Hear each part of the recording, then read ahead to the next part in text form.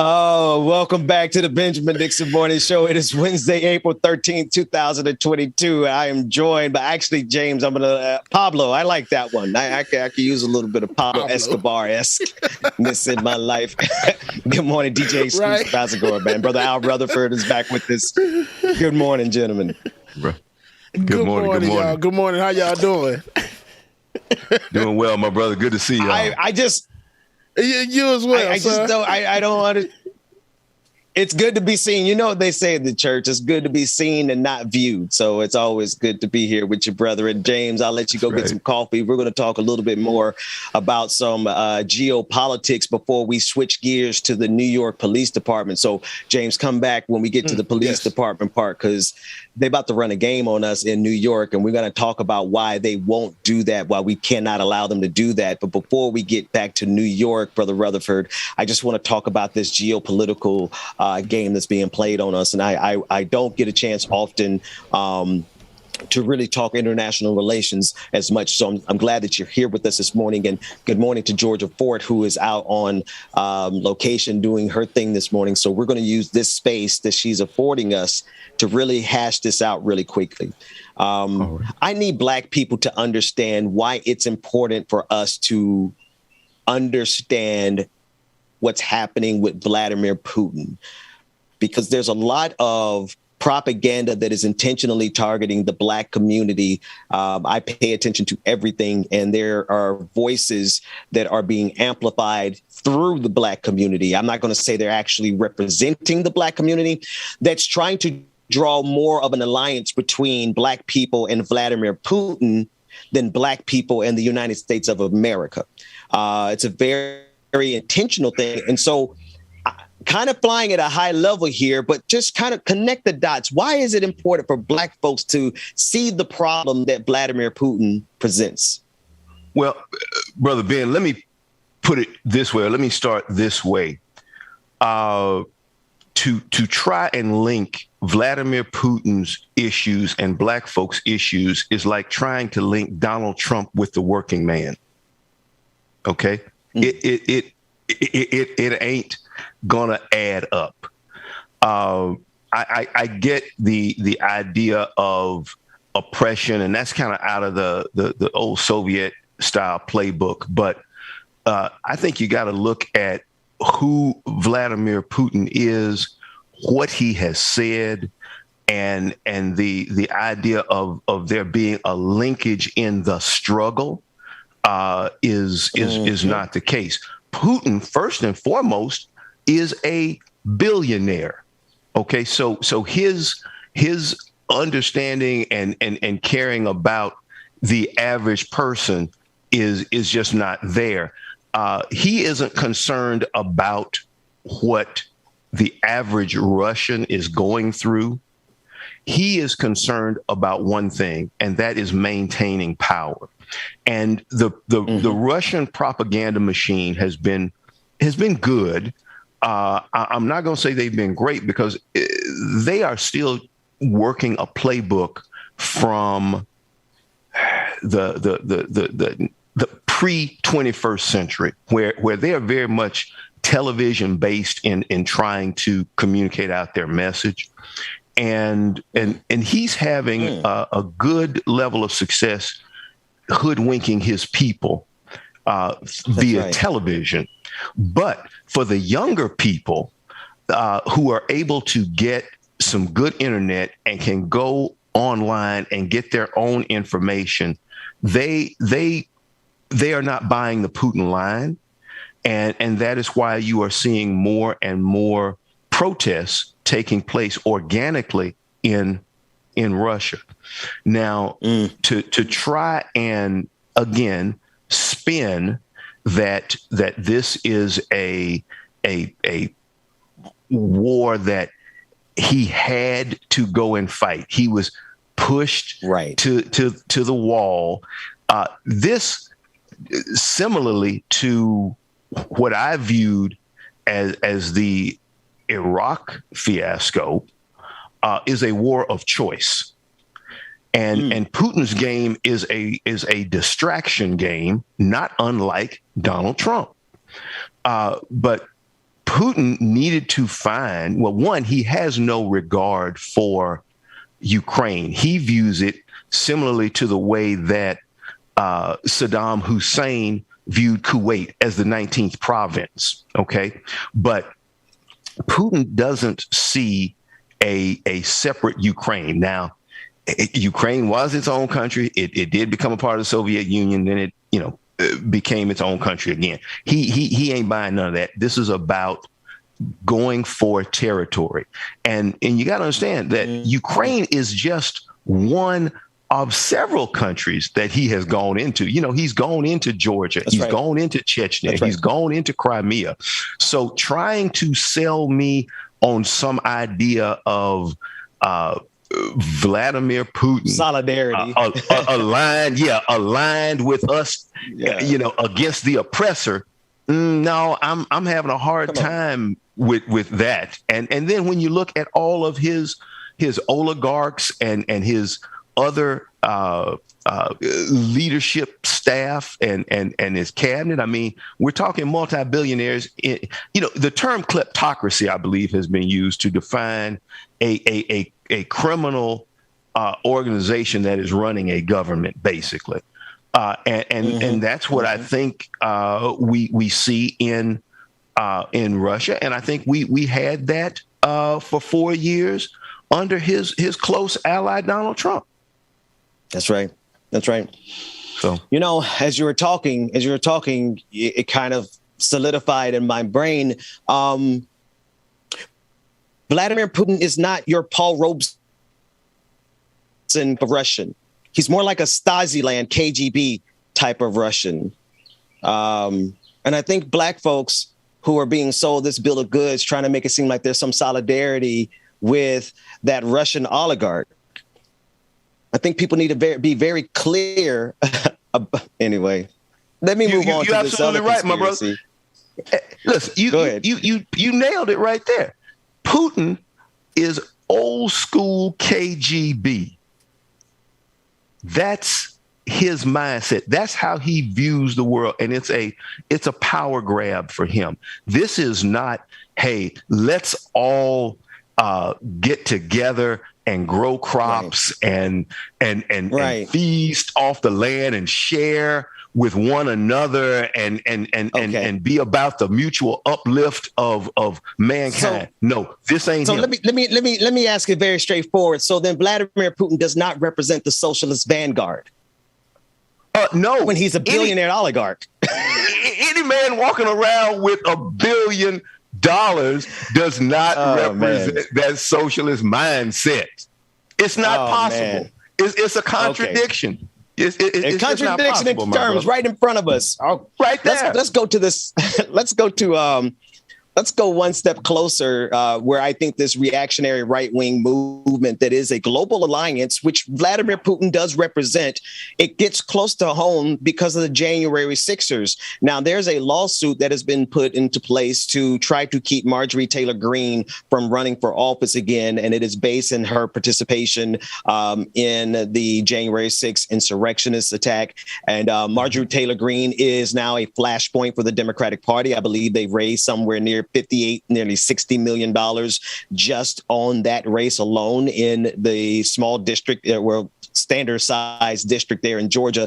But she's a flashpoint. She's a great fundraiser for Democrats, but she's also a problem because she literally is a part of this right wing cabal, the Matt Gaetz, the Steve Bannons, the Donald Trumps, that would not only burn down this democracy for Donald Trump's ego, but if you listen to that clip that we played over and over again, Steve Bannon is willing to turn this country over to Vladimir Putin. Talk about January 6th and all of those people from Marjorie Taylor Greene and tie them to Vladimir Putin. Because if you ask me, now, if you don't see it, you don't see it. But if you ask me, this is just internally happening, what we're seeing playing out on the international stage. Would you agree, or do you see something else?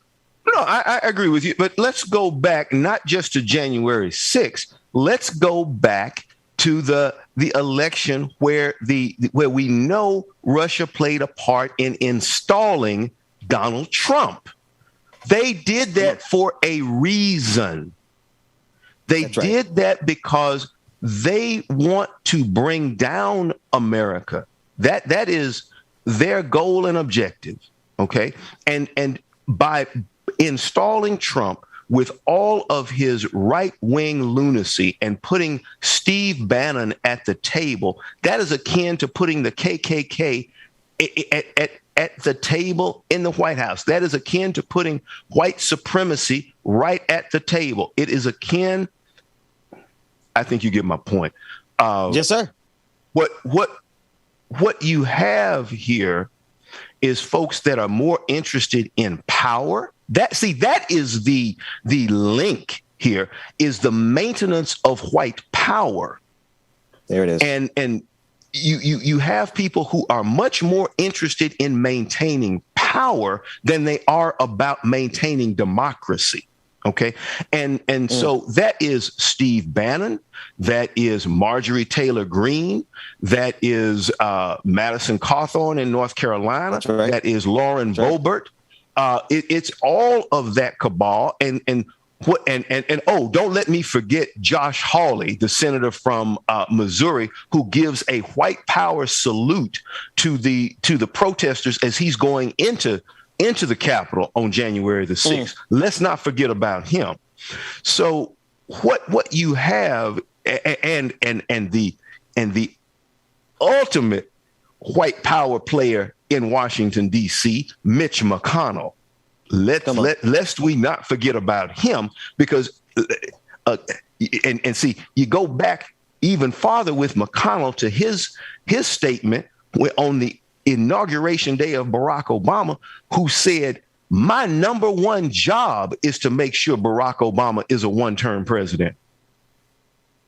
That's right. All of this. And we forget. McConnell, oh, absolutely. That's why we got to go back and look at history and remind ourselves, because, see, McConnell is about the maintenance of power.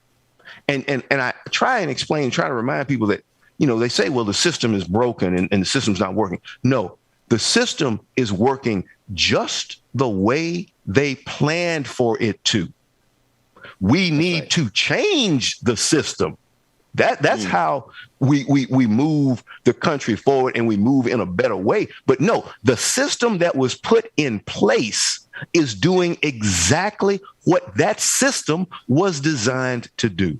And now because here's the thing, we saw the Constitution get stress tested for 4 years. And what we came to find out is that was really a gentleman's agreement. And if gentlemen agree, then things can work out. But if you've got a guy who's not a gentleman, who's a rogue, who's a crime boss, and you get him elected, then the norms, the customs, the traditions, they don't mean nothing. Out the window. All about power. Okay, so now we found now we have another place where this is a perfect overlap, right? Because that's what happened with Vladimir Putin. A lot of people thought that Vladimir Putin would maintain the gentleman's agreement not to actually have a European war post World War II. There was nothing more than the goodwill of the good faith actors keeping that agreement. But now we're in a place where now that's clearly been thrown out the window. And now coming back domestically, I think we're at the place where they're not willing to burn the Constitution, but they're certainly willing to change the Constitution. We see the movement across the country where states, right, the state legislatures getting underneath the control of those same Republicans who are aligned with Marjorie Taylor Greene. I mean, this is not just in the capitals. This is happening in the state houses. And if these Republicans get 3/4, if my civics 101 serves me, if they get 3/4 of the houses, legislatures on the state level, they have the ability to move the ball on a constitutional convention. I don't put it past them at all at this juncture. Let me ask you this way. Would you put it past the Republicans at this juncture to change the Constitution in their favor? Not at all. And let's go back for a second to something you talked about, and that was the way in which these state legislatures are passing laws that will allow them to override the vote. That's right. See, So what we're talking about is in essence the overturning of an election. And I believe what is rooted in this is the idea that we will not elect another black president. I really believe at the heart of the matter, that is what they are trying to ensure does not happen again. And they are taking over these state legislatures with the idea of overturning an election. It may be that a Democratic white candidate gets caught up in that. But see, again, as Maya Angelou said, when somebody shows you who they are, believe them. Yes. Please believe them. They've shown you who they are, and they are not interested in democracy. That is not the goal that they have. It is the maintenance of power, and they are doing the things that will allow them to stay in power longer. Because here's the math of it is that America is becoming a nation of color in a majority scenario. Okay. And so what they're trying to do is load the courts with their, quite often, a lot of federal judges passed under the Trump administration were unqualified. They stopped accepting the American Bar Association recommendation on a number of judges so that they could just get into office unqualified Republican judges so that they would be able to legislate from the bench. That's it. Brother Carl, I almost called it Brother Carl. Brother Rutherford. I'm honored. I want to give, this is why that's important. You just came out of the Trump administration where they stacked the courts with unqualified but loyal judges. We already saw the Supreme Court. Thank goodness for Ketanji Brown Jackson, but it still has a conservative bent because Donald Trump stacked the Supreme Court as well. Mm-hmm. You have so many states around this country that are controlled by Republican governors, Republican House and Senates, as well as now these new pieces of legislation that gives them the ability to control the election. They control the state, the Secretary of States. Yep. You also have these people organized in the streets. Allow me to be dramatic for a minute, David, and go off script. You have them organized, very regimented, in a very regimented fashion in the streets. You have the 3%ers driving around. You'll see the three Roman numerals on the back of their bike helmets. Yeah. You have the Oath Keepers. You have the Proud Boys. You have the Boogaloo Boys. You have all of these organizations that amassed up to January 6th, which was the beginning. And now you have elected representatives like Marjorie Taylor Greene, who is having to be sued in order to be stopped. I'm sorry, Brother Rutherford. How can we do anything else but understand the urgency of the moment that they are serious about taking complete power in this country, which requires them to take our vote away from us? And that's just the beginning. Am I being melodramatic here? No, my brother. I believe that the vote is absolutely under threat. It's by the folks that you just mentioned. You know, when you look at Marjorie Taylor Greene, she's co-signing on everything that happened on January 6th. I saw some footage that she said, well, they only rioted one time. They only rioted one time. Oh, if you were successful, and Republican one is all you need. But then the Republican National Committee, the Republican Party, then came out and said that what happened on January 6th is inside the acceptable political discourse in this country. The Republican Party said what happened on January 6th is acceptable discourse. Folks, Brother Rutherford, I know I'm going way over time on this because we still have to talk about the NYPD if you have a few extra minutes, but I don't know if we've had a chance to flesh it out this well. But at the end of the day, if they've got the courts, if they've got the states, they've got the militancy in the streets, do they not have an entire fascist coup? They have an advantage. I can tell you that. And the question is whether or not they're able to action it. You know, it's very concerning when you you see the various levels of government all tilting in a certain direction. And you have, you know, that statement by the Republican National Committee is tantamount to Jim Jones providing Kool-Aid to those folks who died in Guyana.